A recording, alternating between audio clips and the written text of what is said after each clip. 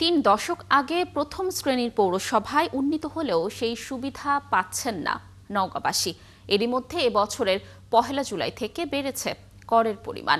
এতে ক্ষুব্ধ পৌরবাসী। তারা জানান 80 ভাগ রাস্তাঘাট নষ্ট, বেহাল ড্রেনেজ ব্যবস্থার কারণে বৃষ্টি হলেই তৈরি হয় জলাবদ্ধতা। তবে পৌরসভার প্রশাসক জানান আইন মেনে কর বাড়ানো হয়েছে। চলছে 11টি সড়কের সংস্কার কাজ। দর্শক, এই বিষয়ে আরো তথ্য জানাতে আমাদের সাথে যুক্ত হচ্ছেন সহকর্মী তন্ময় ভৌমিক। তন্ময়, সেবা দিতে ব্যর্থ হলেও পৌর কর্তৃপক্ষের হোল্ডিং ট্যাক্স ও পানির বিল বাড়ানোর সিদ্ধান্তে এলাকাবাসীর প্রতিক্রিয়া কেমন দেখছেন? আর এছাড়া নিয়ম করেও ট্যাক্স নিলেও বেশিরভাগ সড়কের অবস্থা এতটাই বেহাল, পৌর কর্তৃপক্ষ এই বিষয়ে কোনো বক্তব্য দিয়েছে কিনা?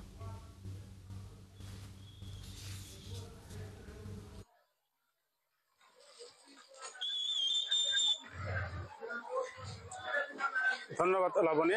আপনাকে জানিয়ে রাখি যে এই পৌরসভা থেকে যখন এই হোল্ডিং ট্যাক্স এবং কর বৃদ্ধি করা হয়, ঘোষণা দেওয়া হয়, এরপর থেকেই কিন্তু নওগাঁবাসী ক্ষুব্ধ। ইতিমধ্যে কিন্তু নওগাঁর কয়েকটি বার হচ্ছে এই মানববন্ধন এবং কর্মসূচি গ্রহণ করা হয়েছে। তারা বলছেন যে এই পৌর সুবিধা বৃদ্ধি না করে যে হোল্ডিং ট্যাক্স বা কর বৃদ্ধি করা হচ্ছে, এই নিয়ে কিন্তু এলাকাবাসীদের মধ্যে ক্ষুব্ধ দেখা দিয়েছে এবং একাধিকবার মানববন্ধন করা হয়েছে এবং কর্মসূচি করা হয়েছে এবং বিক্ষোভ সমাবেশ হয়েছে। তারা বলছেন যে দ্রুত এটা প্রত্যাহার করা হয়। অর্থাৎ আপনাকে যে তথ্য নিউজে দেখলাম বললেন যে এখানে প্রায় 100 কিলোমিটার এখনো কাঁচা রয়েছে, সেই রাস্তাগুলো কবে পাকা হবে এ ব্যাপারে কিন্তু আসলে প্রশাসনের পৌর প্রশাসকের পক্ষ থেকে এখন তেমন ভাবে কোনো কিছু বলতে পারেনি। কারণ যে রাস্তাগুলো ছিল সে বা আধা পাকা রাস্তাগুলো ছিল সেগুলো কিন্তু এখনো সে অকেজ হয়েছে। আপনি দেখতে পাচ্ছেন এখানে যে রাস্তাঘাটের যে চলাচল ব্যবস্থা, সেখানে দেখেন এখনো পানি রেখে আছে, জমে আছে, সেখানে মানুষ চলাচল করতে পারছেন না।